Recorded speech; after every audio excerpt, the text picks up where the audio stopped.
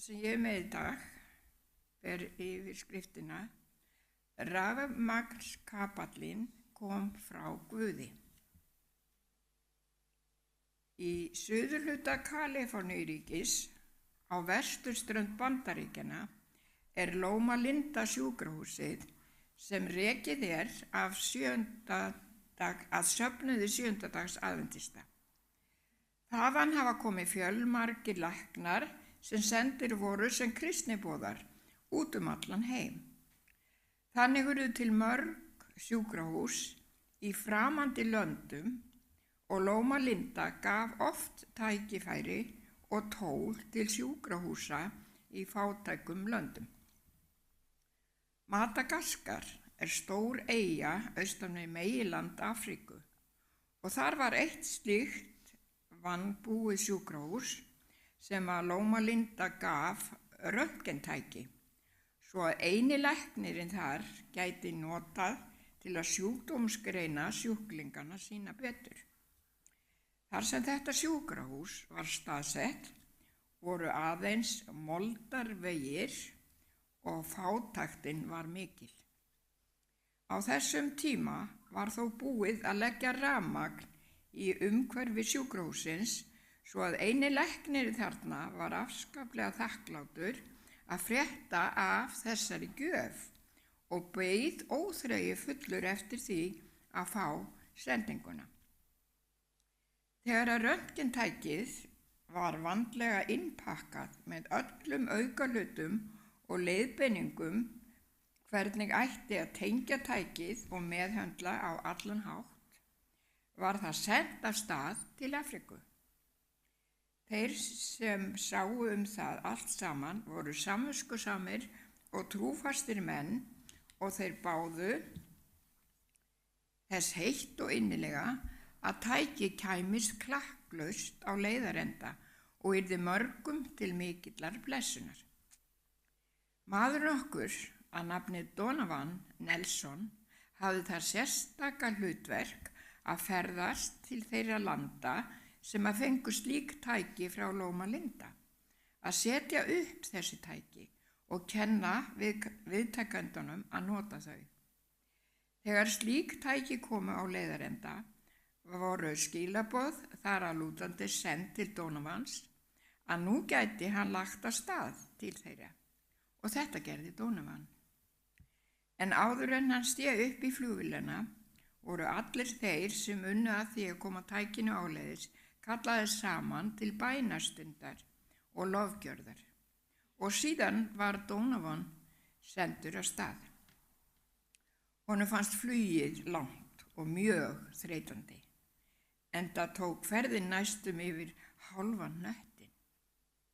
En hann gladdist alltaf þegar hann var kominn á leiðarenda til að vinna þetta verk sjúklingunum til góðs. Læknirinn tók fagnandi á móti honum og fór strax með hann til að skoða röntgentækið.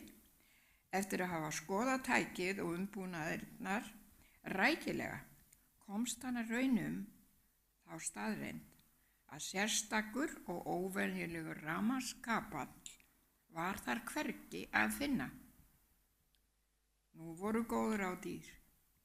Skeytasendingar til Loma Linda sýndu að kapallinn hafði ekki verið skilinn eftir, en enginn vissi hvar þennan mikilvæga kapall. Samkvæmt leiðbeiningum framleiðandans var hér að ræða þykkan, stífan, 7 þráða, samtvinnaðan rafmagnskapall sem átti að vera nákvæmlega 130 metrar á lengd.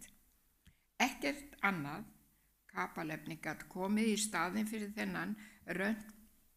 þennan og röntgentækið myndi aldrei virka án hans. Nú var aftur tekið til við að ákalla Guð hjálp. Ó, drottinn Guð, hjálpaðu okkur að finna rétta kapallinn. Þeir félagarnir fóru inn í stóru fyrirtækin sem að seldu rafmagnsvörur, en ekkert kapallefni fannst sem uppfyllti kröfur röntgentækisins. Að lokum var ekki annað að ræða en að athuga hvað gæti fundist í vörugeymslu orkufyrirtækisins sem sá dreifingu rafmagns á þessu afskekkta svæði þar sem sjúkrahúsið var staðsett. Þegar þangað var komið var þeim sagt að vonlaust væri að finna slíkan kapal hjá þeim, þar sem að engin þörf væri fyrir slíka vöru á þeirra svæði. En þeir mættu fara inn á lagarinn og leita. Og það gerði læknirinn og Donovan og bílstjórinn þeirra. Eftir drjúga stund heyrðist Donovan hrópa: "Hérna er rétta tegundin af kapli." Og allir aðrir komu til að sjá hvað hann hafði fundið. "Jú, sko, sjáuð þið, það var allt," segir Donovan. "Þetta er einmitt 7 þráða samtvinnaði kapall og er nákvæmlega 130 metrar á þessari rúlu." Allir sannfærðust nú að hér hlaut Guð að vera að verki. Forstjórinn sagðist aldrei hafa pantað slíka vöru, enda væru engir pappírar til hjá þeim sem að sýndu pöntun eða móttöku á slíkum kapli, enda engin þörf í hans þjónustu svæði fyrir slíkan kapal. Forstjórinn var svo snortinn þegar hann heyrði þennan nýfundna kapal að hann bauðst til þess að senda einn af rafvirkjum sínum til að hjálpa þeim á sjúkrahúsinu við að setja upp kapalinn og tengja röntgentækið. Að því loknu hélt Donovan aftur til Loma Linda þar sem hann fór í gegnum hvernig röntgentækið hefði verið pakkað samviskusamanlega ofan í tekassan ásamt rafmagnskaplinum. Það var augljóst að hann hafði verið fjarlægður á leiðinni til Afríku. En Guð vissi alltaf hvar kapallinn var og sá til þess að hann kæmist að lokum til skila. Síðar meir fór Donovan aftur til Madagaskar og heimsótti lækninn á sjúkrahúsinu.